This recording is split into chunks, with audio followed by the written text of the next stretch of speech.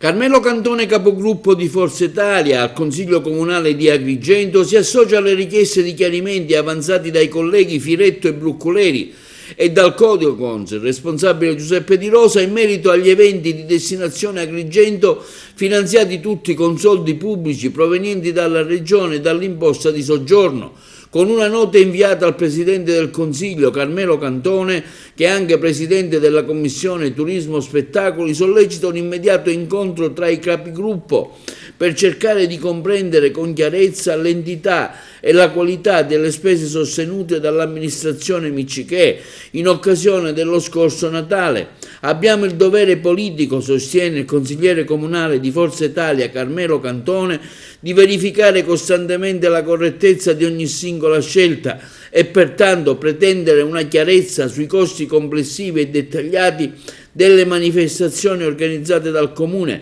con particolare attenzione al concerto di fine anno. Sentiamo forte la necessità di conoscere